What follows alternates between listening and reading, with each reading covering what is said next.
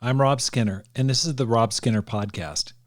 Today I'm talking to Doug and Jennifer Lambert from Williamsburg, Virginia.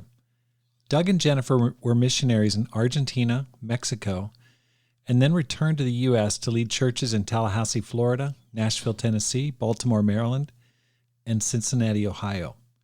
They talk about the secrets to making a career out of ministry, how to raise solid kids who love God, how to tackle pride and lead with humility, how Doug fasted for 40 days and saw 4 men become Christians as a result, how they faced Jennifer's diagnosis of pancreatic cancer.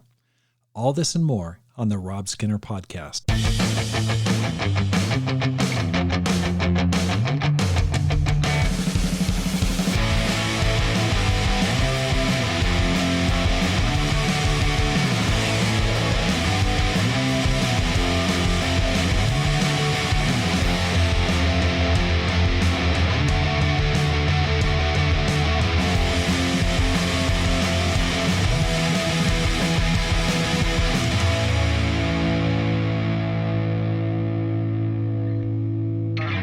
Welcome back to the Rob Skinner Podcast. My goal is to inspire you to live a no-regrets life, make this life count, and multiply disciples, leaders, and churches. Today I'm talking to Doug and Jennifer Lambert from Williamsburg, Virginia. And Doug and Jennifer have had a full career in the ministry, both domestically and overseas in Buenos Aires and Mexico. And they're going to share about their lives and their missionary journey up until now. Most recently, Jennifer is a cancer survivor of pancreatic cancer. I look forward to talking to her about that. Doug and Jennifer, welcome to the program. Thank you. Thank you. It's great to be here. How did you guys become Christians? Well, I'll go ahead and go first. My story is a lot longer and a lot more complicated. I actually, ironically, while I was a freshman at William and Mary here in Williamsburg, I had started dating a girl in the Mainline Church of Christ. So I kind of dated my way into the church, started attending here, got dunked in water when I was 18 years old. After I graduated, moved back to Ohio to go to law school at Ohio State University. And while I was there, I got connected with the Crossroads campus ministry. And that's where I was really introduced to, spiritual relationships, commitment, really what it meant to live a committed life for God. And so I got tied into the church there, the ministry there. But because I dunked in water, everyone just thought I was a Christian, including myself. And finally, after I moved to Boston in 1987 for further ministry training, I kind of connected the dots that I'd had a repentance-free, lordship-free, discipleship-free baptism back in 1974. And so I was actually baptized as a disciple in Boston in 1987. Wow. Okay. So, that must have taken a lot of humility there to make that decision. Yeah, I was actually in the ministry at the time, getting ready to go on the mission team, about ready to date Jennifer. And honestly, I thought all those things would get put on hold. But for me, there was nothing more important than getting right with God. I'm like, look, if I have to come out of the ministry, if we don't date, if I don't go on the mission team, having my sins forgiven, being right with God is more important than anything else. And so that's really what it was for me. I'm like, I want to be right with God. And I knew I wasn't. I mean, it was funny. No one actually ever questioned my conversion, but I knew biblically I had not done what the Bible teaches. So it was very clear for me. Mm-hmm. Wow. Okay. How about you, Jennifer? Yeah, mine, as Doug said, mine's a little bit simpler. I grew up attending a congregational church. I grew up in Connecticut, and I haven't found many congregational churches outside of New England. But I knew nothing about the Bible, and I rarely prayed. We didn't say grace at dinner or anything like that. In fact, as a young child, I thought church was closed in the summer because we never went, because there weren't children's classes at the congregational church in the summer. So we didn't go. But so I went to Mount Holyoke College, which is in Massachusetts, a women's college. And I now know, in hindsight, I see that really for a number of years, God was preparing my heart and tilling the soil, because I just really had a sense something in my life was missing.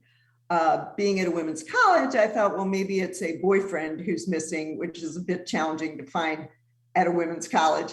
And so, but I felt like now, as I read the parable about the, guy who stumbled upon a treasure in the field, I feel like that's how I was. So as part of my curriculum, as part of my experience at Mount Holyoke, I was taking a semester away, and I went to Boston University to do a special semester program they had in American Studies. And so that was January of 1980. I was in the middle of my junior year, and I got on campus in a dorm the very beginning of that semester. And Joyce, now Arthur, lived across the hall from me with Carolyn, now Stanfield. And they had just had a Bible talk meeting. And Chris Fuqua was in that Bible talk at that time. She wasn't married then either. And so she just said, hey, have you met your neighbors? And I walked over and met the disciples. And I just was struck at just how friendly they were, and that they'd been talking about doing a Bible study. And it was intriguing to me that women my age could find the Bible as something you would read together and practical. So I went to church, immediately realized if what this guy is saying is true, I'm in trouble. And so wide open, studied the Bible, got baptized February 20th, 1980 in Boston. And then I ended up, not like the guy in the field, I didn't quite sell everything I had, but I did transfer and finished my last year at Boston University, which raised the eyebrows of my parents a little bit because my mother had graduated from Mount Holyoke. And here I was transferring in my senior year to Boston University because of a church. Wow. But they were supportive. And so I was in Boston. Wow. Okay. So then how did you guys get together? I'll let Jennifer share that. Very cool. So we both had a number of dating relationships. And Doug ended up coming to Boston in 2000, and where are we? 1986. A group came over from Ohio to Boston. He was in the ministry. By then I'd been a disciple about 7 years. And so Martin Bentley match made us. I was sitting next to Martin Bentley on January 3rd. The reason I remember that so well is that's my birthday. January 3rd, 1987. I was sitting next to Martin, and he says, hey, are there any brothers you're interested in? And I'd been through a few dating relationships, and I was just like, I would just, a really great spiritual brother. So he starts telling me about Doug. And meanwhile, that same night, he tells Doug about me. And so a few weeks later, there was a singles event. Doug at that time was the leader of the singles for all of the Boston church. Boston at that time had about 3,000 people. And he was leading singles. So I subtly had someone introduce me to him at that singles event. And then he heard my name, and it kind of rang a bell like, oh, okay, this is the one Martin was telling me about. So then and that actually happened to be his birthday. So his birthday is 2 weeks after mine. And then he called me to ask for a date. And the first Saturday we both had was Valentine's Day. So we heard about each other on my birthday, met on his birthday, and our first date was Valentine's Day of 1987. And we were both very happy about that first date. I'll add. Yes. After that first date, I went home and told my roommates that I just went out with the woman that I was going to marry. And then I knew it. I was like, she's the one. Yeah. So. But he's so spiritual that about a month later, he got asked to go on the mission team to Argentina. Wow. Of course, this is pre-email, pre-cell phones, pre-anything. And I'm thinking, oh my gosh, that's really far from Boston. But at the time, I was actually working for Bob and Pat Gempel. I was an administrative assistant for their company, International Health Services. That was before, they did Hope. And so Doug had already signed on for the mission team. And they knew that I was interested, potentially in ministry, and they knew that I was interested in mission team. And so Doug got the go ahead and we started dating. And 3 days after we started dating, Pat called me into her office because I was at work. And she said, Jennifer, we've talked and we've decided you can go on the mission team. It's going to make me cry, to Argentina as an intern. And that was my ministry start. Wow. So we actually, almost our entire dating relationship was in Argentina. So I think we were dating for all of a month, basically, before we left to go to Argentina. I always look back and I think about her parents going, okay, you've known this guy since January, you've been dating a month, and you're going to the other side of the world. But I was 28 and he was 31. Yeah. We so weren't exactly young. I think they were happy. So, I found somebody. So pretty much our whole dating relationship was in Argentina. We got engaged there. We got married there. We were actually the first wedding in the church, and we really wanted to get married in Buenos Aires. We felt like that was a real statement that that's our home. This is our church. And so our immediate family, her parents and siblings, my parents, my grandmother came down to our wedding. Mm-hmm. We really wanted to get married in Argentina, and that's where our lives together began in Latin America. So, and that was a very small church. Yeah, there were maybe 30 or 40 when we got married in the church, because we'd gone down as a group of 13. Yeah. So there was me and the 3 sisters that I lived with, Doug and the 2 brothers he lived with, and then 3 married couples. That was the mission team. Yeah. And the team, what was really inspiring about the singles, I graduated from law school. My 2 roommates were both Harvard graduates. One guy was pre-med. He basically put his career on hold to go on the mission team. Then later on came back and went to med school and is a doctor now. One of Jennifer's roommates had been a professor of pharmacology at the Massachusetts College of Pharmacy. So it was people who really had incredible careers and opportunities, but in some ways put their lives on hold to help start a church in another part of the world. And as a small church, with us being the only dating couple, and there were 3 sisters and 2 other brothers. So every week, Pedro and Dave would go out with, each take one of the other 3 sisters out. And then the other sister would usually babysit for one or all of the married couples so they could go out. Right. And the other thing we did is the brothers every week had any guy visitors over to their house for lunch. And we had any women visitors over to the single women's house for lunch. Yeah. Wow. Okay. So you guys got married when? Same year, 1987? 1988. Yeah, 1988. Yeah. Okay. What's your anniversary? When is it? December 10th, 1988. So we dated a year and a half. Okay. And then got married. Wow. So I like to say I got married in my 20s, but 3 weeks later I turned 30. That's awesome. That's awesome. Okay. So first of all, you guys are there, you go meet in Boston, you go to Buenos Aires on a mission team. Share just where have you gone since that time? Can you give me an overview of your ministry career? Right. Yeah, I started out in the ministry in 1981 at Columbus. I actually graduated law school, and passed the bar, and then got hired as a teen minister. And so I was in the ministry first with teens and then with singles, then moved to Boston, like we said, in 1986. It was there for a year.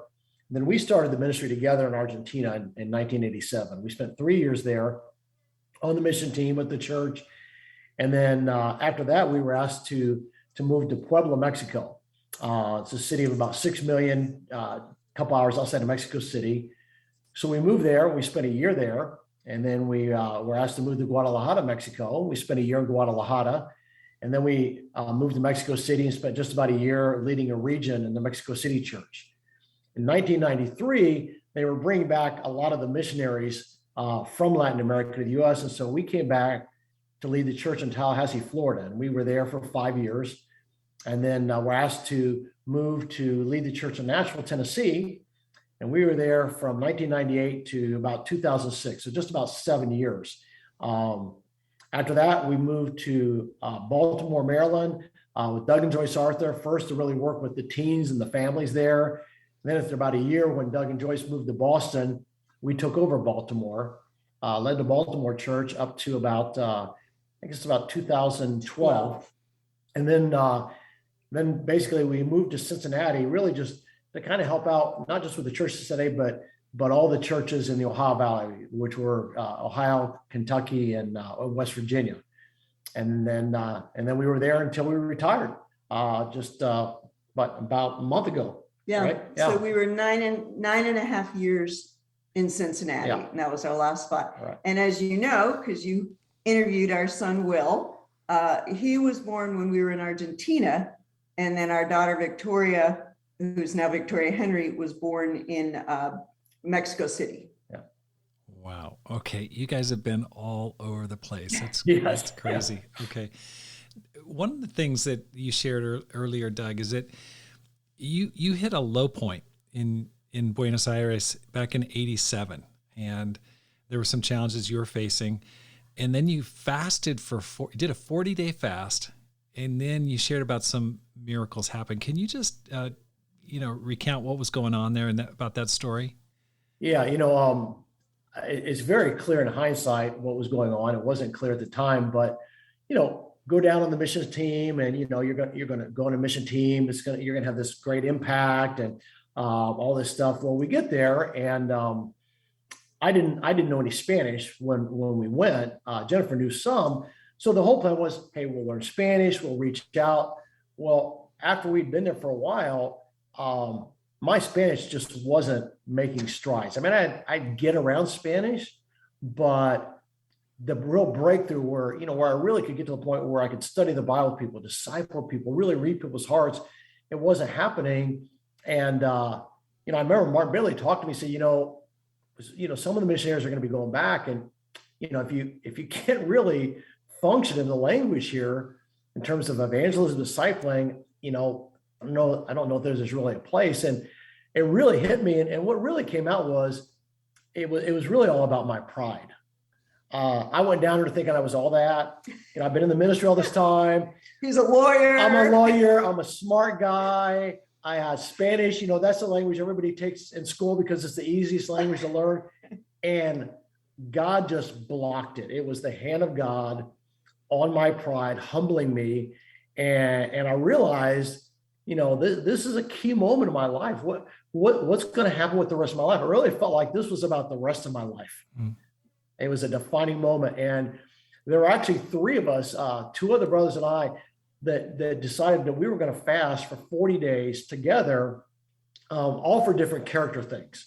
For me, it was pride and selfishness and all that. And so we went, I think it was 28 days with liquid only fast. And then the last 12 days was just fruits and vegetables. Mm-hmm. And that's why I look really thin in our wedding pictures. Right before we got married. It was so funny. So I look really thin, but God it was amazing. It changed my heart.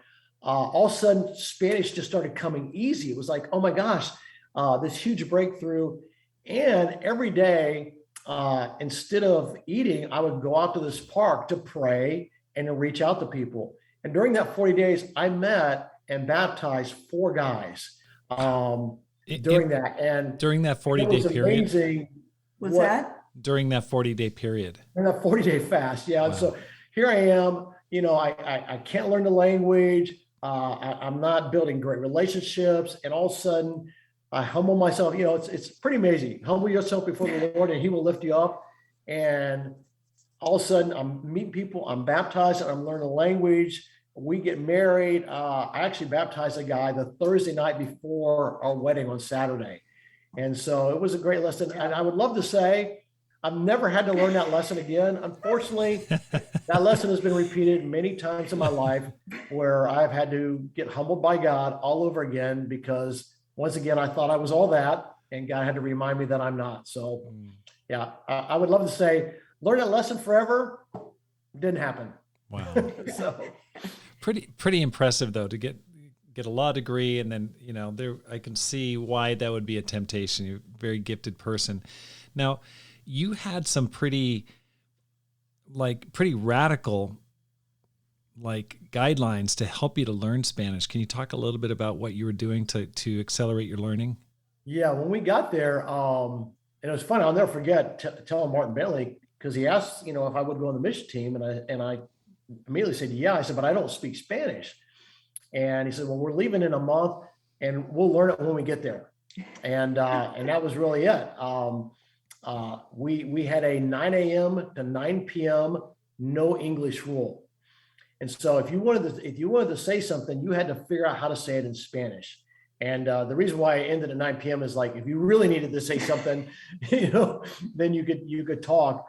We were in language school 4 days a week for 3 hours a day for 6 months. For 6 months, and I actually continued after that just on my own, because I was, like I said, having trouble with my Spanish. But it was full immersion. We didn't speak English with each other, and it was hard line, because we're we've got to learn this. We're not here as tourists.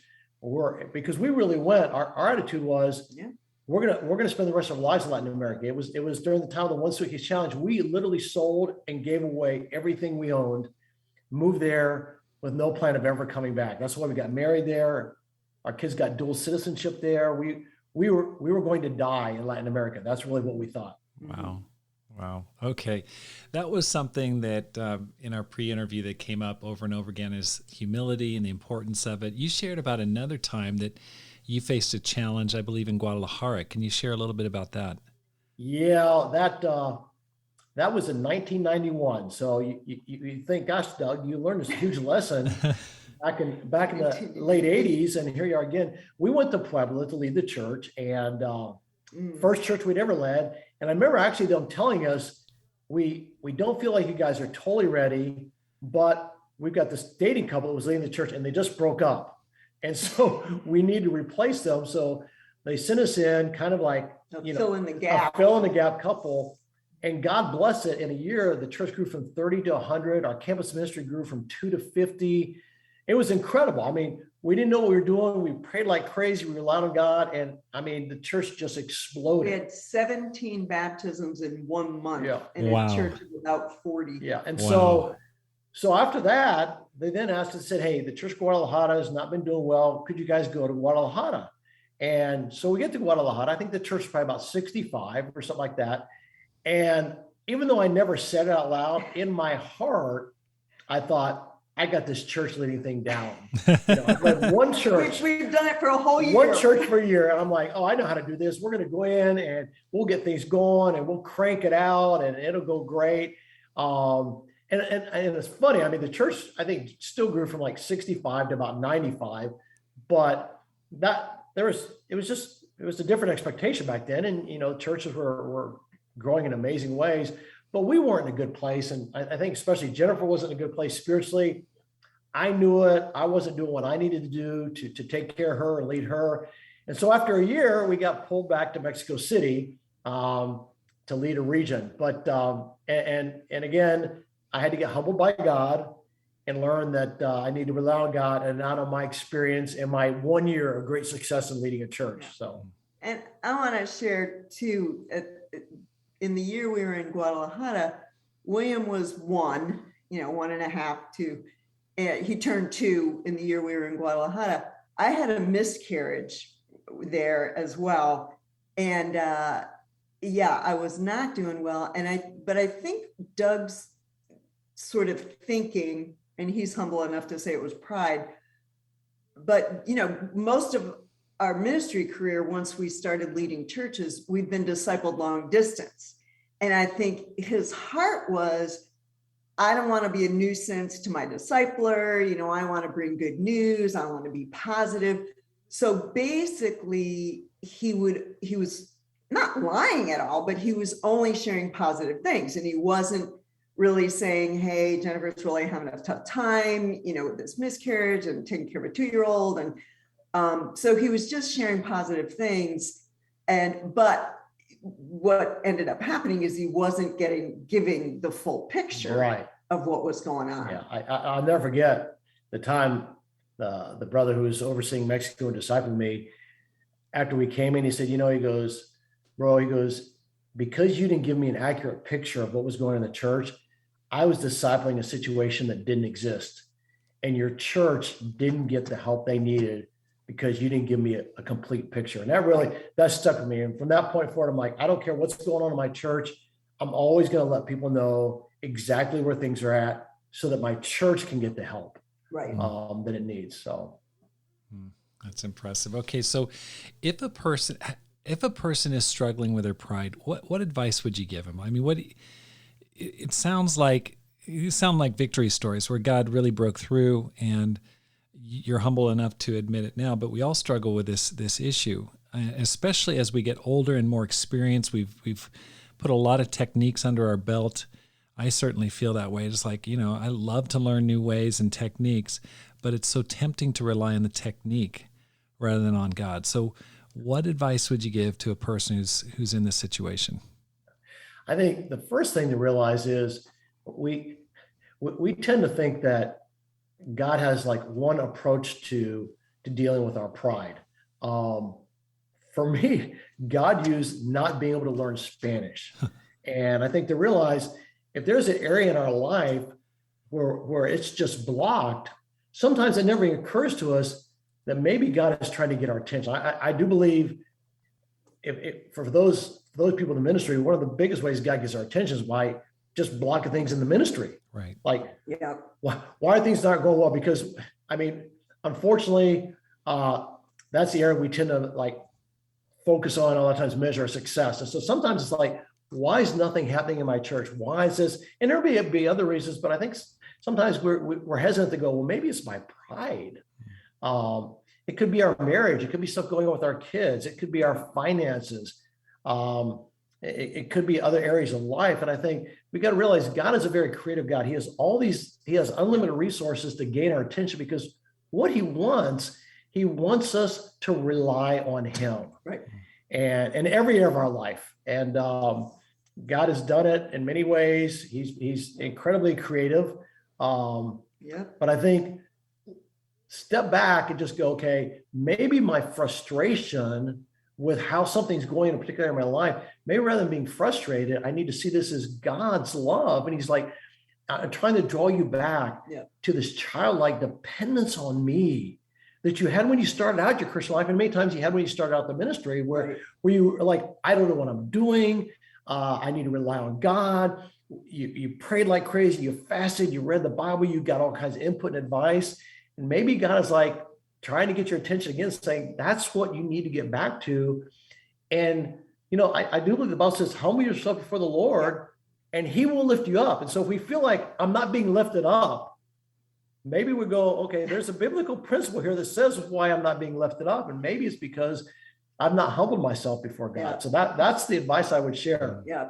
And I think also that, as Doug said, God opposes the proud, but gives grace to the humble. And I think as a leader, and especially as a church leader, we have to be confident.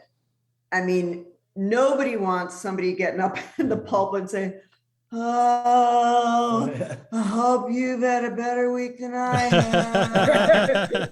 I hope you're doing better than I am, but let's read a scripture. Doug's extremely confident, extremely competent. Right. But those are very different from pride. Yeah. That's the sin of pride. And so I think that's where we honestly, and because it's hard to see sometimes, that take the plank out of your own eye before you go work on somebody else. I think it's something to really pray about. And I think both of us pray a lot to be humble. God, please help us be humble. Help us see what you want us to see. Yeah. Wow. Yeah. Okay. That's great practicals there. Jennifer, let's just change the subject. You were diagnosed with pancreatic cancer in 2019. Yep. I want to know, how do you trust God when you've been handed such bad news? I mean, my father died from pancreatic cancer, and I remember when that when that happened, I mean, he turned yellow. He, Mhm. it was terrible and incredibly painful. And he, within about a year, he passed away. But I mean, pancreatic cancer is one of the worst. I mean, it's Yeah. not only deadly, but it's incredibly painful from what I've heard and from what I've experienced through my father passing away. How'd you handle that? How do you trust God in that situation? But I think, maybe it's my God put a blind over me or something, because I've been a healthy person, very healthy person my whole life. I mean, the only time I'd been in the hospital, overnight was once in college for a pilonidal cyst surgery and then having my babies. I mean, that was it. So there's zero history of cancer of any kind anywhere in my family. So we were actually in Italy in September of 2019.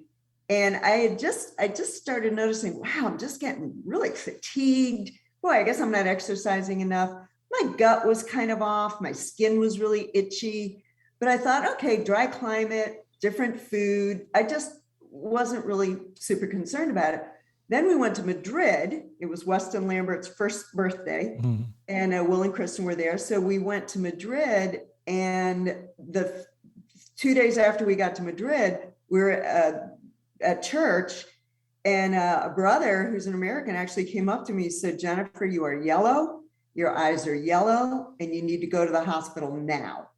Said, "I was in the Navy. If somebody looked like you on ship, they got them off immediately." Mm-hmm. And neither of us had noticed the jaundice. Yeah. It had just started, but I went to the hospital, and I was indeed jaundiced. My bilirubin was super high. They said, "Okay, we're admitting you, and we'll figure out what's going on." And they did an ultrasound and said, "Okay, something's pressing on your bile duct. Could be a gallstone, could be something else." Of course, me, again, because I've been such a healthy person my whole life, I'm like, okay, it's a gallstone. I know people that have had their gallbladder removed, whatever. So I get admitted, and then the care we had in Madrid was phenomenal. And of course, we're both fluent in Spanish. So that was no problem being in a hospital in Madrid. And so they did a more in-depth ultrasound. It's like, okay, it's definitely a tumor pressing on your bile duct, and it's in your pancreas. And I still was not computing that it was cancer, even though the doctor said, it's a tumor, probably cancer. Doug took it really hard at that point. I'm still thinking, oh, for sure, it's benign. Because again, zero history of cancer, super healthy. And so I ended up being in the hospital 5 days, because in Madrid, they had to put stents in to get the bile going. Because of insurance, praise God, we got to fly home first class. Wow. Probably the only time ever in our lives. Yeah. But so that whole time, I just saw God. It was caught so early. Yeah. And we got back to Cincinnati, and I was a candidate for Whipple surgery, which only about 20% of people diagnosed with pancreatic cancer are even a candidate for this surgery. So I was able to have this surgery, had this surgery on October 3rd. It was a brutal surgery, was in the hospital a week, have a 9-inch incision from that, but it went well. Turns out the tumor was stage 2. They took out 21 lymph nodes. They were all clear. Then the oncologist we saw had, she was very up on the latest research. She said the best outcome is if you follow up, even with a clear margins, if you follow up with chemo. So I followed up with chemo, a very intense chemo, had 7 rounds of that, lost half my hair, got down to 93 pounds. Oh my gosh. That was in some ways worse than the surgery. But here I am, in September, right, coming up on 3 years, doing great. So I think I never, Doug and I have talked about this. We never felt like, why me? I can't believe it. It's sort of like, why not me? The doctor in Madrid said, you didn't do anything wrong. It just happens. He's like, he kind of said, everybody's going to die of something. Often it's either heart disease, cancer, or, Alzheimer's. And he said, for you, cancer. I'm like, Oh my gosh. Okay. Mr. Upbeat. Somehow I'm not feeling encouraged. Yeah. Well, I think, too, like Jennifer said, when we first heard it, I mean, like everybody I've ever known with pancreatic cancer, it's just a death sentence. And and even after we met with the surgeon, he said, hey, we can do the surgery. He says, and if everything goes well, you'll probably have 2 to 5 years. That was the best case scenario. And so at that point we realized, best case scenario statistically is 2 to 5 years. No. If everything goes great. And we just had, we just pray. We're like, there's no lose here. Yeah. Either she gets better and we have a long life together, or she goes to heaven. But for Jennifer, there's no bad outcome. Yeah. And like she shared, I told somebody, I said, Job spent about 35 chapters trying to figure out why things happened to him. Yeah. And at the end, all God said was, I'm God, you're not, you have to just trust me. And we made our decision. When we became disciples, we entrusted our lives to God to do with it as he will. And if he gives us many, many years together, that's great. And if he doesn't, we're okay with that. Yeah. Because we belong to him, and whatever he does with our lives, that's it. And our whole thing, I told somebody, I said, the only why we ask ourselves is, why would God love us? Why would God forgive us? Why would God save us? Why would God use us? We deserve nothing from God, and he's blessed our lives incredibly. And even during this whole process, we felt there were so many prayers that God answered.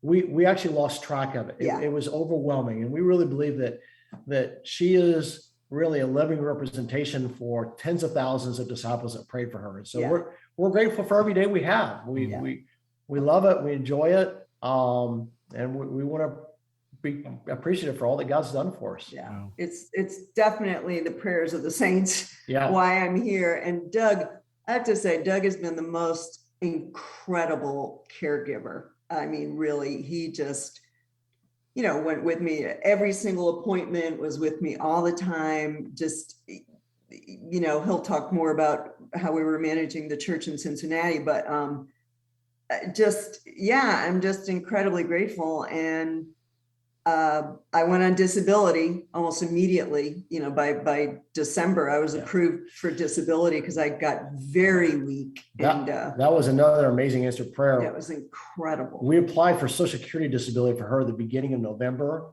and Christmas Eve. Yeah, she got approved. We got the letter on December 24th. It was like about 6 weeks from the time we applied to the time she was approved, which is like unheard of. And it literally came December 24th. And we're like, oh my gosh, talk about an amazing Christmas present. And even though Doug's a lawyer and he had all the paperwork and knew what to do, we went to a lawyer, and the lawyer said, Jennifer, I'm happy for you that your tumor was only stage 2. He said, if it was stage 3 or 4, you'd be approved in a heartbeat. He said, pancreatic cancer is on the compassion list, because usually people don't make it. So he said, if it was 3 or 4, you'd be approved in a heartbeat. He says, with it being stage 2, we'll see. He was blown away. The lawyer was blown away that in 6 weeks, I was approved. Yeah. Wow. Okay. Like you said, pancreatic cancer is in my mind, that's a death sentence. That you're going to die. And Jennifer, you look great. I mean, just looking at you, go, well, you don't look like a cancer survivor at all. You look fantastic. I mean, you're so bright and beautiful, and you look fantastic. What kind of thoughts did you have, though, at the thought of, hey, I could go. I might be meeting God here real soon. Any thoughts? Well, I think it was more, I know my kids would miss me. Doug would miss me. It's like he said, I'd be in heaven. That's pretty awesome. Right. I right away, I started praying, God, I want to see our grandkids, we're up to 3 now, 3 grandsons. I'd like to see them all get baptized. You know, I'm praying to be around to get to see them be baptized. I'd love to be around that long. But honestly, we had an experience in Cincinnati, a brother, Pete McCreary, in his 50s, awesome brother, healthy, riding home on his motorcycle from work, hit by a car, killed instantly. I mean, and I think that for Cincinnati and for me and for us, Doug knew Pete for almost 40 years. Yeah. We don't know. We really don't. We walk around it. We don't wake up every day saying, gee, I could die today. But the truth is, I could die today. Yeah. I mean, every single one of us, we do not know how long we have. And Doug and I were talking about this the other day, that God just has never decided to give us that information. How long we're going to have. We can look at statistics. We can try to be as healthy as we can. We can look both ways. But we really, truly don't know. And so I think, maybe this has just helped me even more so be sure I'm ready to go at any time. Right. There'd be times where someone would say in a sermon, hey, if there's anything on your heart, if there's anything you haven't forgiven, if there's someone you haven't forgiven, if there's something you haven't said that you feel you need to. Before we left Cincinnati, there were 2 conversations I felt I needed to have, even though they'd been about situations that had happened years before. And I did that. I had both those conversations. So right now, there's nothing on my heart. There's no relationship. I mean, I try to make sure I tell my kids and Doug every day I love them. I try to give my best in every conversation, because none of us knows. Right. That's right. That's right. None of us knows. It must give you a great, a fresh look for every day in retirement. Just kind of a second chance, so to speak. Right. Just going forward. What's the prognosis for your cancer going forward? What's the doctor told you? I mean, right now I've lost track. It's 8 or 9 clear scans. Right now I'm on an every 6-month scan schedule. So we already have a new oncologist here, and I'll go in September for another scan. I just had a scan a month ago. It's all clear. Every single scan has been all clear.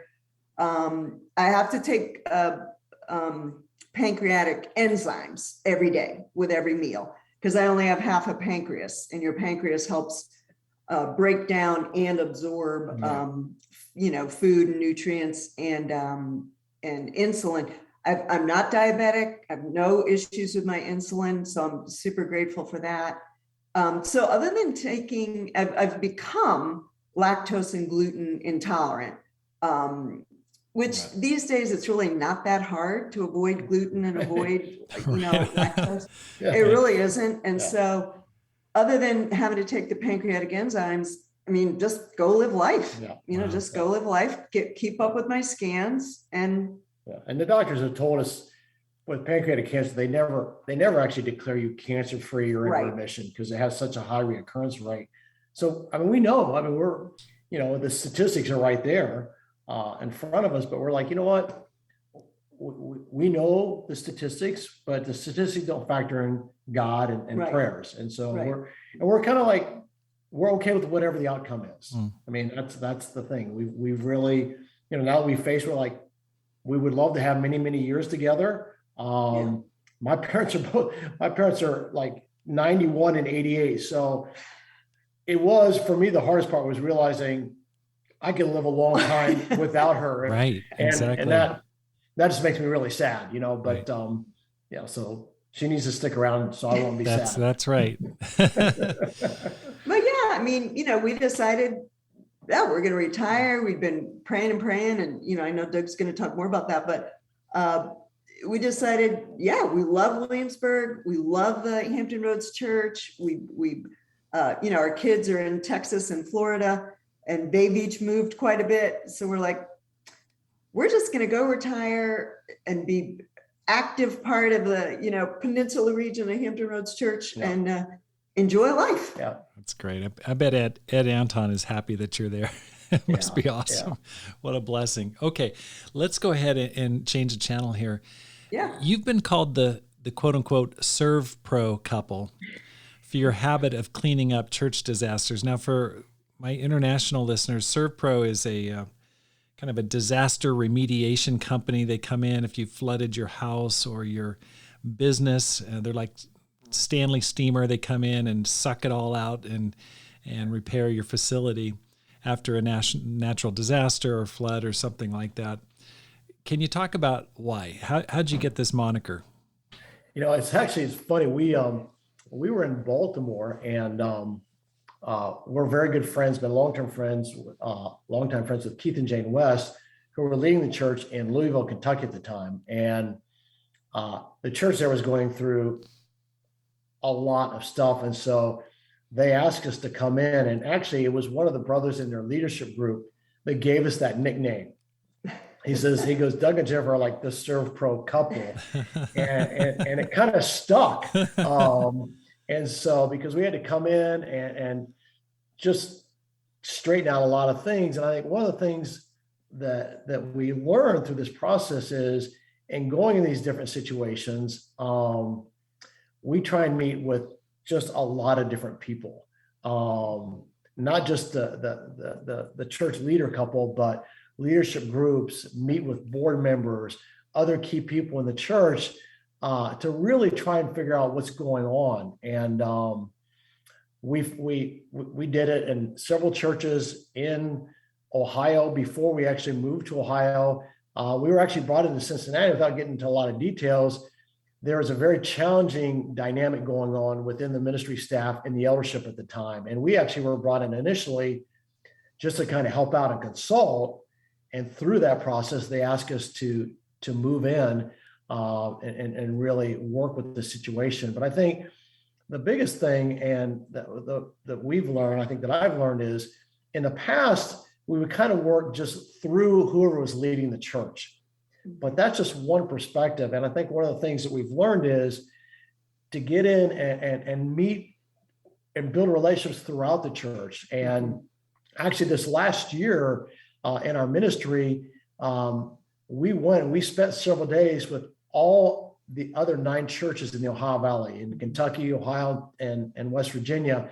And we went in and we would literally meet with the church leaders, the leadership group, the board, the Hope leader, the diversity team, children's ministry, and just spend a whole weekend. We didn't go in to teach or preach. We went in just to observe and listen. And we did that. And then we put together kind of a summary, our observations and recommendations. And then we would actually do a Zoom time with the lead couple and kind of walk through that.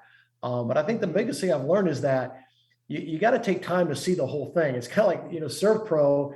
The first thing they do is actually go in and assess the damage before they start fixing it. And I think that's one of the big things to learn. You got to have, it's funny, you got to have a critical eye without being critical, if that makes sense. And I think that's hard because sometimes in the ministry, you can see all the problems in your church and then it just brings you down. Right.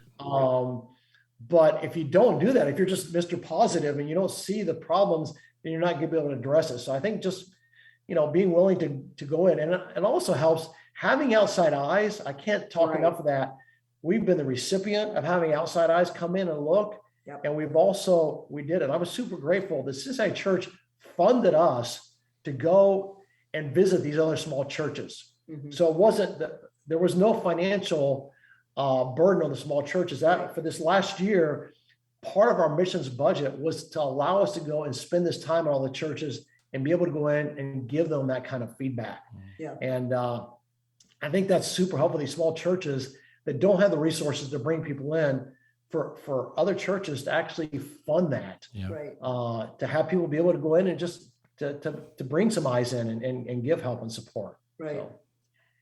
I think just with Doug, one of his strengths, or has become his strength, is, and I think this has helped as we've done these tours and as he's given advice, is often, especially in a small church, often the lead couple is the only ministry staff, or sometimes not even both people. Sometimes maybe it's only the husband or something.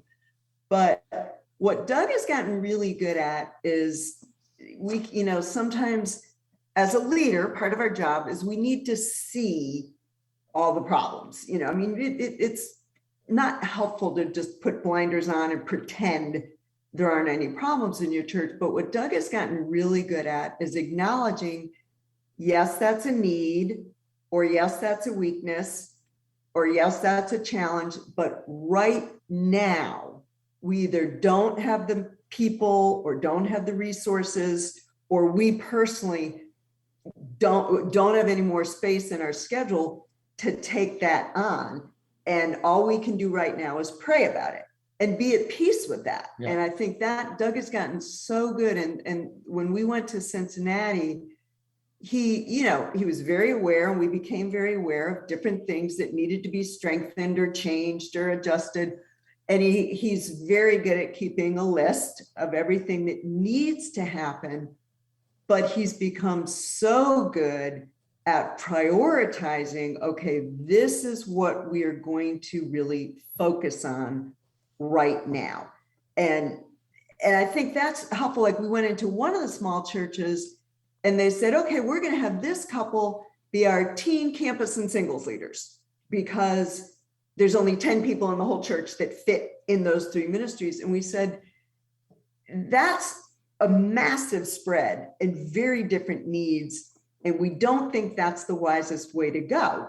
Right now, you have two teens. Right. That's not a teen ministry. You need to take care of them, or you have one campus student, or, so just kind of helping the leaders acknowledge the needs and see the needs and pray about the needs, but not feel like they have to meet every need as if you were a church of 300. Right. So when you bring that up, it makes me think of this last fall when I asked Al Baird to come in and take a look at our church, get under the hood, dig in, because there were some issues that I was seeing in the church, and I knew I needed some help. There's stuff that I felt was just wrong, but couldn't even figure out what it was. I just knew something was going on. I agree with you, what you said there. You need an objective eye without a critical heart. And right. I was nervous about having Al come in, because the only times I'd really talked to Al prior to that was when we'd had problems. So I'm like, I bet this guy thinks, the right. absolute worst about me. From a leader's spot, oftentimes you're under attack. You've got a few people that just don't like you or are very highly right. critical of you. And I certainly had that. And plus you're trying to do your best, and COVID is making your ministry not right. perform super highly. And then you might not, there's probably things going on in your life. And so anything that you would say to a leader, because I've really been trying to tell other people, hey, this really helped. It was great. In fact, I just talked to someone last week who's leading a mid-sized church larger than mine.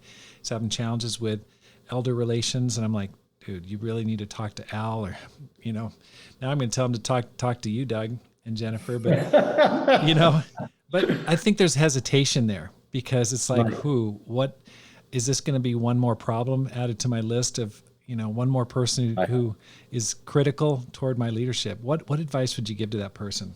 And I so relate to that, because, even with the churches that we went in, we've got relationships with all the leaders. We've been with them for years, but there was a nervousness with some of them, because we all remember the old days where the guy comes in and there's problems in your church, and then you're packing your bags. That's right. You're on your way out.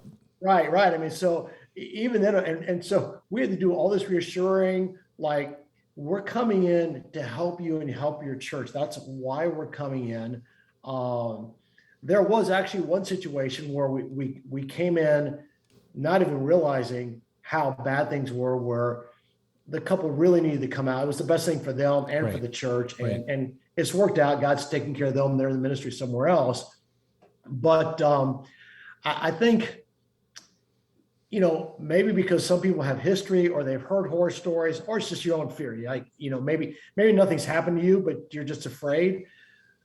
To me, I would say you've got to care more about your church than about your position. Right. Mhm. Right. And you got to really trust, God's going to take care of you. And that's one of the things I believe. God did not promise that the church would take care of us. Right. He promised that he would take care of us. And I think sometimes we get messed up Right. because we feel like the church doesn't take care of us. And then we feel like God's not. I'm like, no, God promised he would take care of it. And God has always taken care of us, even Right. when things haven't been the best with the church. And I would just say, gosh, like any other area, if you're struggling spiritually, get somebody in your life. If you're having problems in your marriage, Right. get a couple in there. If you're having trouble with your kids, pull a family in. Right. There's stuff going on in your church, bring somebody in who can help your church. Right. And you have to trust God, because if you're going Right. to trust in people, there's thousands of reasons why not to trust in people and Right. leaders. Right. There's only one reason to trust in God, and that's that he loves us and wants the best for us. That's what I would share. Put your trust in God, and if you really love your church and the people there, get the help you need. Right. And I do believe we're in a different era. Right. And I think you could talk to any of the 9 church leaders we went into, even the couple that ended up having to come out of the ministry and go somewhere else, they would all say that they felt respected, loved, and helped by our visit. Right. So, well, I think I totally agree with you. And it's funny you brought that up about caring more about the church than your situation, because what was decisive for me in having Al come in is I just reread a book called, I believe it was Good to Great, and by Jim Collins. And in it, he does an exposition of successful corporate leaders. And he said that they're led by a five talent leader or a 5 sigma leader. I can't remember the designation, but he said the thing that stands out about those people is humility and a willingness to place their organization above themselves. And I thought to myself, you know what? You need to grow in your humility, and you need to care more about the state of this church than just your particular situation. So that kind of pushed me over the top. Like, I thought, what kind of leader am I? Am I just concerned about holding on and staying in an embattled situation, or am I really concerned about the overall health of my congregation? So I think that's absolutely critical. Right. One thing that's really impressed me about both of you is that you guys raised money and provided support for small church leaders to go to the Climb Small Church Leadership Conference in Dallas. And we ran into each other at Terry Adame's funeral. And you shared that, and people came to the conference, and they were so grateful to you guys because you helped them. And I think this goes along with your care and concern. Why did you guys do that? We had a donor that had gotten some inheritance money and really wanted to use it to help out the small churches. And so it was kind of like, what would be the best way to use this money? And it clicked like, well, you're hosting this conference. It was God's timing. We looked at the amount of money, and literally it was exactly enough money for each one of the churches to send a couple to the small church conference. And so, the donor's like, look, you guys, you figure out what's the best use. And I were like, this is the best use. And so we communicated with each one of the churches, with the board president, and we said, the donor wants to give this money, but he wants it to be used for this. And they're all like, amazing. And honestly, for us, the reason why we saw this was so important, we've led small churches. Right. And when you're in a small church, you can feel isolated. Yep. You can go to conferences, and usually the people who are speaking at the conferences are all big church leaders. That's right. And so, which is great. It's inspiring, but they're not living your world. And the other challenge is, when you're in a small church, a lot of times you don't have the financial resources to be able to go places or bring people in. And so we knew these are churches that don't have extra money. These guys want to go. Their churches can't afford it. Oftentimes they're not being paid a lot because they're small churches. They can't afford that out of pocket. And so we're like, this is a great opportunity for them to go to get help, to build relationships with other small church leaders, to be able to have a network. And they're all, honestly, all of them came back saying it was the best conference they'd ever been to. They felt like it was so helpful. The classes the fellowship, but then the relationships and the network that has gone on since then. And so we just felt like anything we can do to help small churches to get them to that conference, for us to go and spend several days there. We've been there. I mean, we were on the other end of the world, pre-internet, whatever. And so we know what it's like to be isolated and to feel alone and feel like, man, hello, does anybody even know we're out here? And the fact is, most of our churches are small churches. Right. If everything we do is geared toward the churches that are 500 and above, that's like what, maybe 10% of our churches, maybe. Right. And so we've got to really focus on those small churches, because I believe, as we evangelize, that's going to be more and more the story. We're not going to big cities anymore. We're going to smaller cities, and we're going to villages. And so absolutely. Absolutely. I mean, the penetration of our churches in the smaller areas is very, very light. I mean, we have some big churches in big cities, which was part of the original plan. But I feel like we have to get back to what the original plan was, is let's get those regional areas completely evangelized. But that's a topic for another discussion. But really impressed me. And I say thank you so much for sending those people. I really appreciate it. And it was great to have them there in Dallas. That was a great conference. Mm-hmm. Both of your kids are disciples. I talked to Will, and it was great to interview him earlier in the episodes. What's helped you to build a spiritual legacy? Can you give us some tips for people who are trying to raise spiritual kids? What have you done? So Doug and I had gone through your questions and decided I would answer this one. So some of the listeners may or may not know, yes, our son, Will Lambert, is married to Kristen, and they now have 2 boys. Weston is 3, and Mateo is, I guess, about 4 months, February, March, April, May, 4.5 months. And they lead a region in San Antonio. Will was baptized in Argentina. And then our daughter, Victoria, is married to Adam Henry. And Adam was hired not quite a year ago in Gainesville, Florida, as the worship leader. Wow. I see your guitars behind you. We had to marry musical talent into our family. So Adam is an amazing musician. He's the worship leader in Gainesville. And Victoria has a master's in special ed. That's why they were in Nashville for a few years. And she now works for University of Florida as a research associate in special ed and early childhood, and they have a 1-year-old. But yeah, when I think brief 4 things that really help is, and that our kids say about us, the first one, our kids say this about us: we're the same at home and at church. There's no difference. We don't have a church persona, even as a church leader. We don't have a church persona and an at-home persona. We're the same people at home and at church.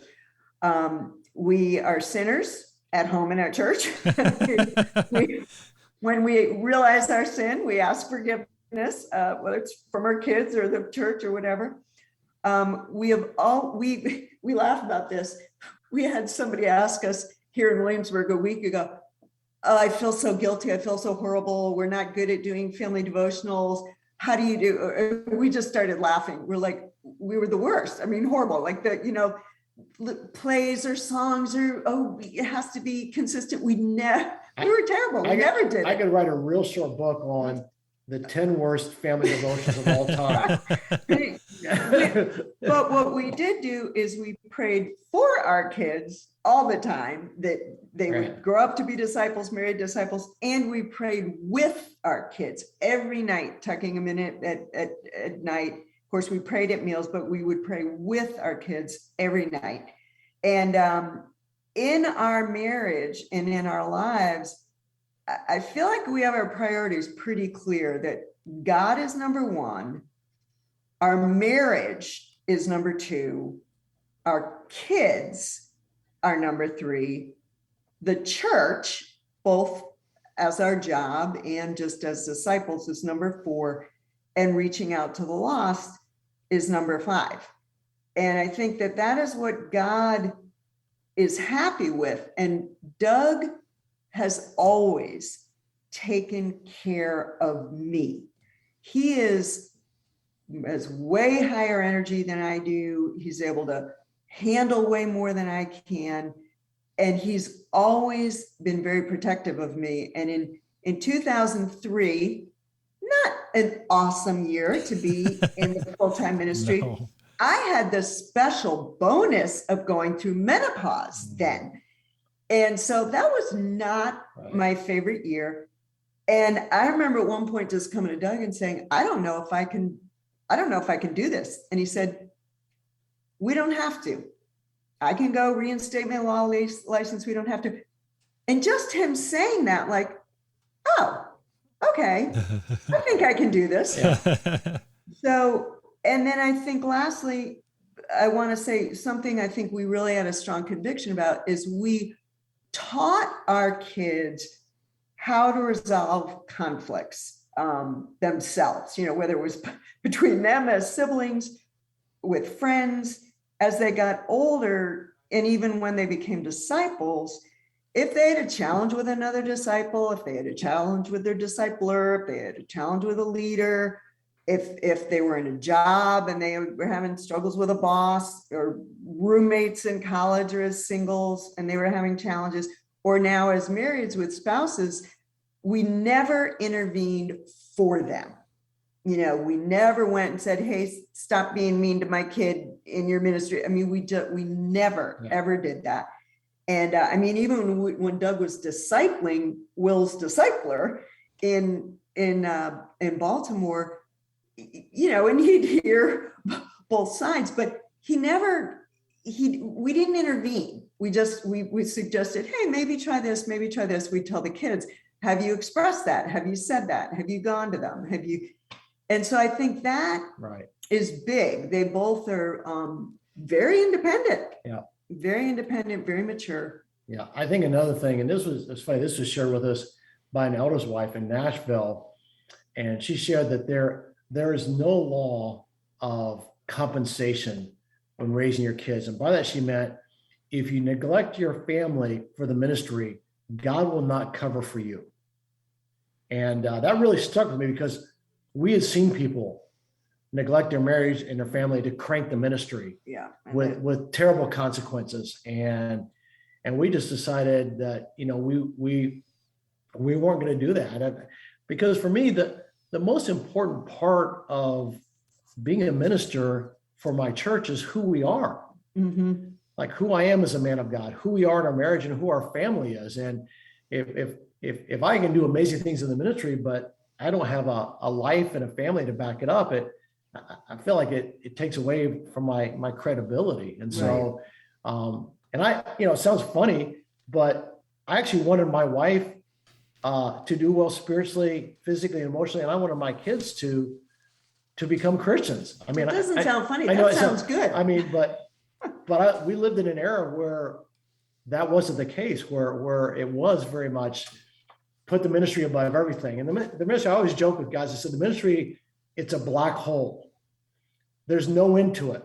Right. No matter how many hours you put in it, there's always more to do. And so you got to have your priorities right from the start, because if you're like, well, I'll get to my kids after all the ministry is over, then you'll never do it. Yeah. So early in the 90s, we witnessed quite a few, and it was the wives were getting, chronic fatigue or fibromyalgia and just not doing well. Right. And Doug, I really appreciate Doug and respect Doug. He just decided, I want my wife to be with me. I want my wife to do well. And he protected me a lot. So there were often things he would do that I wouldn't do, or I wouldn't go to. So I really appreciated that. Mm.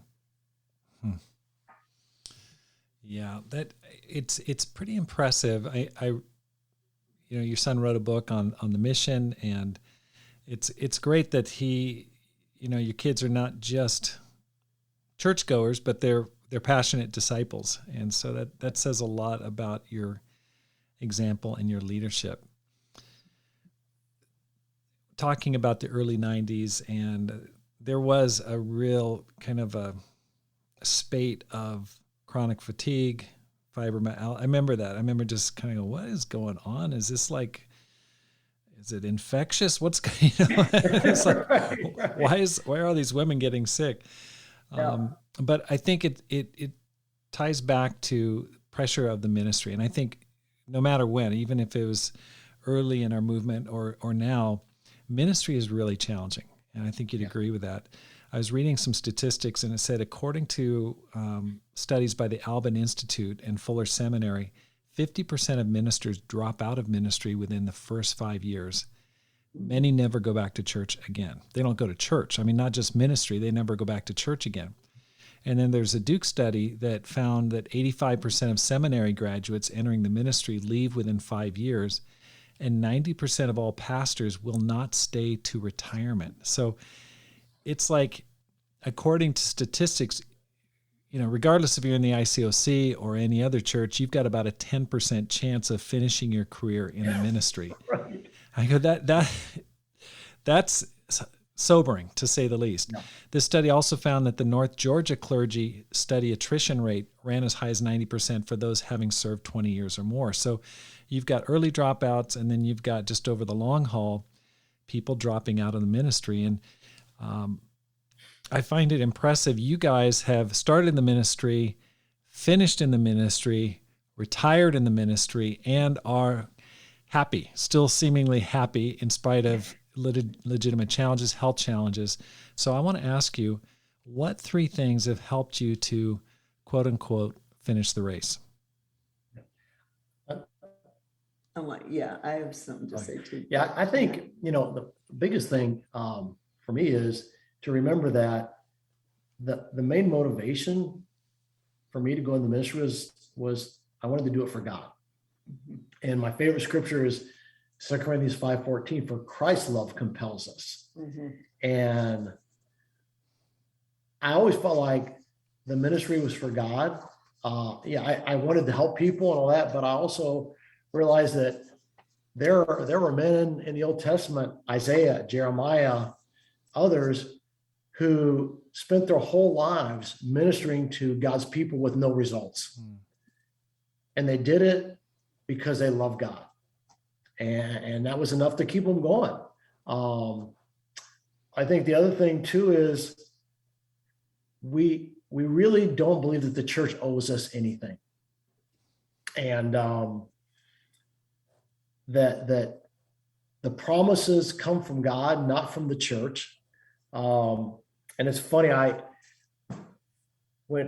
during challenging times in the ministry, I always go to this passage, and it's in 2 Corinthians 6, where Paul says, rather as servants of God, we commend ourselves in every way, in great endurance, in troubles, hardships and distresses, in beatings, imprisonments and riots, in hard work, sleepless nights and hunger, in purity, understanding, patience and kindness, in the Holy Spirit, and in sincere love, and truthful speech, and in the power of God, with weapons of righteousness in the right hand and in the left, through glory and dishonor, bad report and good report, genuine, yet regarded as impostors, known, yet regarded as unknown, dying, and yet we live on, beaten and yet not killed, sorrowful, yet always rejoicing, poor, yet making many rich, having nothing, and yet possessing everything. And I remind myself that's my job description. Mhm. And I've been in the ministry when there's glory and when there's dishonor, when there's good report and bad report, when we've been regarded as genuine and as imposters. And I'm like, that's part of the ministry. Right. And if you're just doing it because it seems like it's a glorious thing, and you're not doing it for God, you're going to get out. I think that's one thing. I think the second thing is we really try to have what I call a sustainable ministry life. Right. That physically, spiritually, and emotionally, our schedule is something that we can do for the long haul. Mhm. And that we would look at our lives and okay, we could live this way long term, and then periodically be like, you know what, we can't live this way. This things are getting crazy, getting out of whack. And so that was a big part is kind of you have to kind of do a little bit of a self-assessment of what do I need to do well spiritually? Right. What do I need to do well physically? And I think something that's real important, what do I need to do what makes me happy? What do I need to do emotionally? Right. And, it's not just, reading the Bible and praying, that's a spiritual, there's other spiritual, but we have different things that we like to do. And one of the reasons we retired in Williamsburg, we both love history. We immerse it. We love it. I love reading about it. That recharges me. Right. I get on the treadmill every night and spend an hour on the treadmill, a lot of times watching the History Channel. And people think that's the craziest thing. But for me, it's like a detox. Right. It works for me. So I think that. And then I think the third thing is you've got to have some great long-term friends. Yep. And I think, because we've moved around a lot, you build friends in the churches you're in, but you got to have some people that are friends that are not circumstantial friends. You know what I mean? Right. Okay, I feel that we're my friends in Cincinnati, but we're not in Cincinnati. And for me, I've had to kind of redo friendships. I've had some people that we were friends for a long time, and some of them aren't around anymore, or things change. But right now, it's Guillermo Adame in San Diego, Doug Arthur in Boston, and Keith West in Louisville, Kentucky. And I always joke, I said, those are three guys that if I ever announced that I was leaving God, no matter where they are, no matter what they're doing, they would all fly to where I'm at, and they would say, no, you're not. They would come to rescue me. And Doug and Joyce Arthur, they were there when Jennifer had her surgery. Keith and Jane West, they were there. The only reason Guillermo and Terry weren't there is because of her health issues. Yeah. But I think having those friends who've been in the ministry, who've been through the battles, that when you talk, you speak the same language, and they can share that burden. And that's what keeps me going. And I've always made time for those relationships, whether it's on the phone or getting together or meeting. Because it's funny, just spending an hour on the phone with one of those guys, it's such a recharge for me. Oh my gosh, it makes I feel like, you know what? I can go back in the battle because I'm not by myself. I've got my friends with me. So I would say those are the three things I would share. And I think, as Doug said, more often, like the guys he just described, they probably aren't in your church, in your local church, in a small church, because ministry is a very difficult thing for someone who's never been in the ministry to really understand. Right. We had an interesting experience. Corey and Angela Stuck lead the Peninsula region that we're in. And so they emailed us as new members here. They emailed us the calendar for the rest of the year. And I was like, wow, this is the first time in 33 years that I've gotten a church calendar that I didn't type, or we aren't the ones that came up with it. It's like, wow, this is so cool. And we had an outdoor service. The whole Hampton Roads Church had an outdoor service. And, but the weather was really iffy. And it's like, we don't have to make the call of if we're going to have to meet, back in regions or if we'll be outside. It's like, wow, this is really cool. And I wrote something, I can send it to you, called 20 ministry mom nuggets, and just 20 little one-liners. I'll email it to you. But a couple things I said there is, we aren't God. We never will be God. Our job is to point people to God. We are not God. Another thing I said is, being in the ministry, it's a gift, and it does take a skill set, and it's also a really hard job. And I think just understanding that it is a blessing and a job.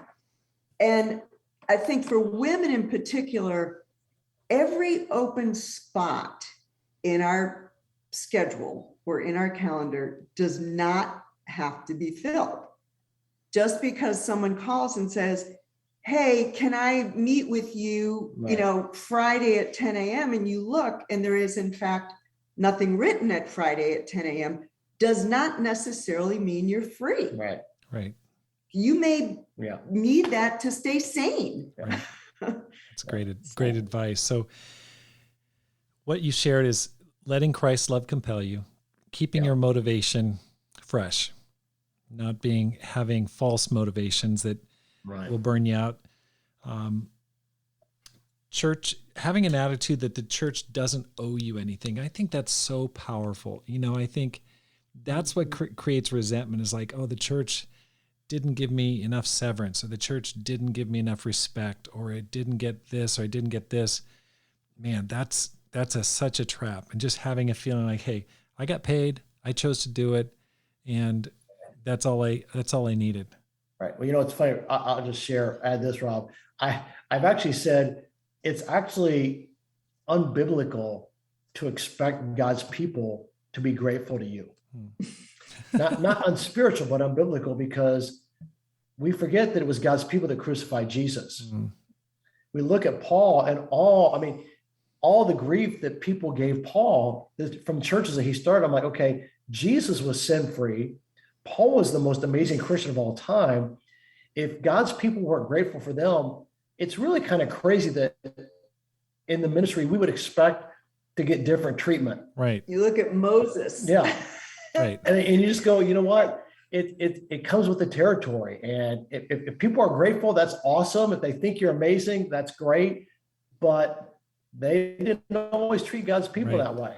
But having that expectation, God's leaders that way. Having that expectation that people should appreciate you and treat you special, that's the source of a lot of unhappiness. And I know I've felt that many, many times. Oh, yeah. Third, sustainable ministry life. Great practical. Just having a life that you can keep doing day in, day out, more like a marathon rather than a sprint. That's a great point. Then having great long-term friends, very powerful. You shared just understanding your role, that you aren't God. You don't have the solution for everything, but you're going to point people to God.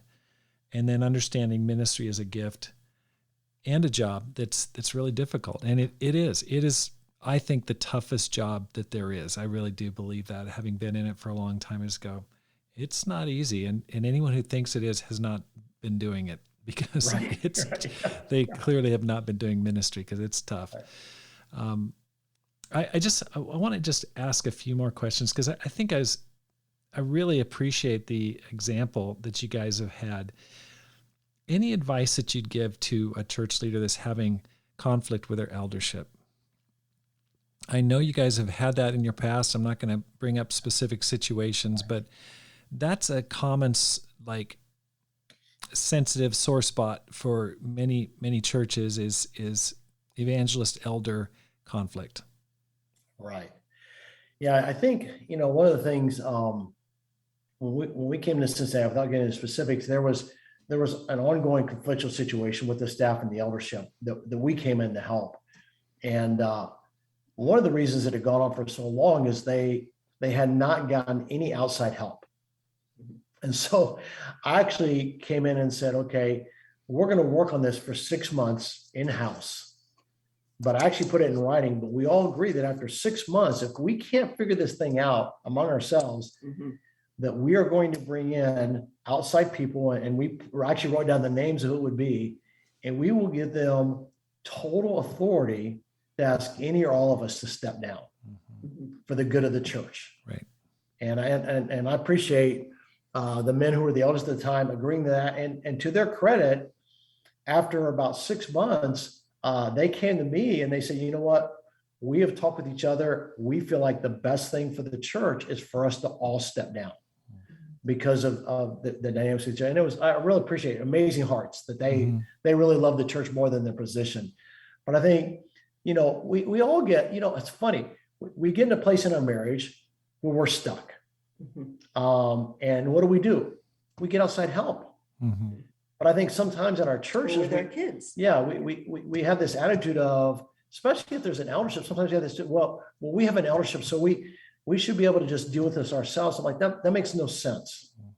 And I think you've got to have the humility as a staff and elders to go like, okay, we need to bring in others. One of the things before I appointed the two elders in Cincinnati now, Bill Kunis and Tony Overstreet, I had them going to elder and future elder retreats, going to ACR gatherings. But I wanted them to build relationships with elders in other churches. Mm-hmm. And before I appointed them, I felt great about it. The church felt great. But I asked elders in other churches, okay, you know these guys, you've been around them. What do you think? It was important to me that there were others who had eyes on it, and also that they had relationships with other elders, so that if we ever did get in a bump, they had other elders that they could call to get advice from. Mm-hmm. Right. I wanted them to have relationships outside of the local situation. Right. I think this whole idea of once you get elders, then they can somehow figure it all out by themselves. I don't think that's a biblical concept. Right. Right. And so I would say in those situations when you're bumping, bring some other people in, and don't bring elders in. Bring a team in. Right. Bring in maybe an elder evangelist or elders and evangelists to come in, because we're people. It's crazy to think that we're not going to have some situations where we get stuck and we need help. Exactly. Yeah. Great advice. To Doug's credit, I want to lift him up again, that when the eldership that was in place stepped down in Cincinnati, we waited quite a while, and Doug had to begin the process again. And we'd learned from experience, as we always say, it's easier to appoint than disappoint. And so, with the wisdom we'd learned from mistakes, that's a key. Learn from your mistakes, don't repeat them. So when we got to Cincinnati, the eldership stepped down, and then we brought a group of, I think, 4 couples at the time, and we just called it a marrieds helpers group. Just 4 couples that were going to help us with the marriage. We called it a marriage helpers group. Right. Then about 2 years after that, we kind of refined it and called it a leadership group. Right. But we never have used the term elders in training. Right. You can really get yourself in a pickle. Right. And then when we were ready to start the process of elders, and we felt we had the candidates, we brought Walter and Kim Evans in. They taught the church about what an elder is, what an elder isn't. And then what I really appreciated about Doug was clearly qualified biblically to be an elder. And yet some people asked him, well, what about you? What about you? And of course, there's some wonderful examples of elder evangelists in the Bible and in our movement. But Doug asked a group of about 6 very mature brothers, 2 of whom were the future elder candidates, do you think at this time it would, given what is recent history with an eldership, do you think it would be best for me to just be the evangelist, or might I be considered as one of the elder candidates? And they and he all felt like it would be more powerful to see a positive dynamic between the evangelist and the elders, with Doug not being one of the elders. Yeah. And so he said, I agree, and he was not going to be considered, didn't choose to be considered as an elder. And that has proved to be true, the relationship between Doug and our elders. I woke up the next morning and did exactly the same thing anyhow, Right. It's not going to change his job description. Right. Last week I went to Georgia for the campus training program, and there's a lot of great young people. One of the things that I'm noticing as I go to different retreats, there's a shortage of people going into the ministry. There is people are looking for campus leaders. They're looking for just help in the ministry, looking for people interested in doing ministry. Now, this is really different than it was when I was coming out of college in 87. All my buddies wanted to do ministry. We all did. It seemed like, I know that's not exactly the case, but if you were coming out of school, you definitely gave it a thought. You're like, okay, this is, there's a lot of candidates. Now, most of them went on and did great careers in the secular world. But, and I appreciate people like Rusty and Kim Snell, who late in their career, they decided he's a product designer. I know you know him, but went back and started a new career in the ministry in their 50s or mid 50s, and they're doing a great job. Love those guys. But what advice would you give to a person who's maybe even flirting with the idea of either a paid ministry or maybe self-supporting ministry, leading a church or a small church or a startup? And I've done that before. I'm just talking about spiritual leadership in general. I don't want to end on a negative note because we've talked a lot about some of the ups and downs of ministry. Right. What advice would you give to a person that you go, okay, this is the reason why you should consider it? I know we've talked about all the challenges of the ministry, but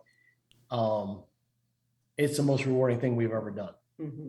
And to be able to have planted churches, to be able to help people become Christians, to see people that you help become a Christian as a college student, and now to see that their kids becoming disciples, to see people go in the ministry, to plant churches. I'm like, it's amazing. I mean, I would have thoroughly enjoyed being a lawyer. Mm-hmm. But I have loved the ministry. And I shared with a group of young college students a while back. I said in 1987, there was a group of 13 that went to Argentina, a group of 13 that went to Mexico City, a group of 14 that went to Sao Paulo, Brazil. I said, our dream was that we would to have a church in every country in Latin America. And then I got out from Disciples Day and I read through the list of all the churches in Latin America. And there's dozens. Yeah. And I said, 40 people in 3 cities, most of whom didn't even speak the language, went with a dream. And I said, and God has done more than that. And because I wanted to give them a vision that, that a small group of people with a big dream, God can use it to do amazing things. And I think, dreamers need to go into the ministry. That's right. And the dreams are different. Right. You may not get to lead a country now, but we need people to dream for the medium-sized cities and the smaller cities and the villages. We moved here to Williamsburg, and we talked with the leadership here in Hampton Roads. There are 12 people in Williamsburg right now in the house church. Mm-hmm. There are no college students at William Mary, but we have this dream for our neighborhood. We have a dream of being a mom and dad for the campus ministry at William Mary. We're like, we're still dreaming. We still want to have a dream of a Spanish ministry. Yeah, there's tons of Spanish speakers here. we still want to have an impact at this point in our life. But I would say, man, dream and go for it. And you know what? Put your trust in God. God will take care of you. We came back in 1993, and literally we had no money and we had no possessions and we had 2 kids, and God has taken care of us. Wow. And watched out for us. But the world is lost. There are 8 billion lost souls. They need to be saved. That's right. And if you could do the ministry, do the ministry. I felt like, you know what, there are plenty of lawyers out there.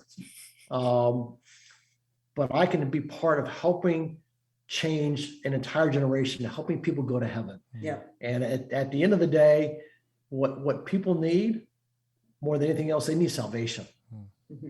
There's lots of needs, but what people need is salvation. They need a relationship with God. So I would encourage any young people, if you're thinking about it, man, go for it. Mm-hmm. Give it your heart, and be willing to go and let God take you where you want to be. It was never my dream to go to Latin America for a second, but that was God's dream for us. And it was a great dream. Mm-hmm. So. Mm-hmm. Jennifer, do you feel the same way? Absolutely. And I think I would add to it is, if someone tells you, or if you ask and you are told that you have the skill set for the ministry, because it is a skill. I think you do need to have the skills. But I frequently, when I meet young people, I'm like, you totally have the skills to be in the ministry. Absolutely. I think really trust that's, maybe from God, or if God even puts a teeniest idea, ask somebody, talk to somebody, find out more about it. And I think here, let's just be honest. You're not going to make the money in the ministry that nearly any other career. You're not going to make the money in the ministry. But as Doug said, I mean, we are absolutely perfectly fine financially. Mm-hmm. And God is always taking care of us financially. It's just amazing. I mean, even most recently, our house sold at the highest price of any house in our subdivision has ever sold for. And $30,000 over our asking price. It was just, so God takes care of us in every possible way. But I think if you have the skill set, if you have even the smallest sense of, I think this would be really cool. I think I'd like to be in the ministry. Sit down with somebody in the ministry, talk about it, go to the conferences with that idea, go to some of the, classes, listen to Rob Skinner's podcast, it's a desperate need, desperate need. But him 40 years, me 33 years in the ministry, there's absolutely no other career I ever would have wanted. Absolutely no other career. And I couldn't be happier that this has been my career. And now I get to figure out what it looks like to be a retired minister. That's right. That's right. We're super excited. Yeah. Well, Doug and Jennifer, thank you so much for your time and your devotion to Christ over decades. It's very inspiring, and I'm so grateful for the time to talk to you guys. Thank you. It's been a pleasure. And Jennifer, I'm just praying for a long and healthy life, free from pain. And, may you live to see your grandkids' kids, So all the best to you guys in Williamsburg. Thank you so much. Thanks a lot. Thank you so much for joining the Rob Skinner podcast. If you're enjoying this podcast, please hit the subscribe button and let your friends know about it and how to find it. Because my goal is to inspire you to make this life count, live a no regrets life, and multiply disciples, leaders, and churches. Have a great day and make this life count.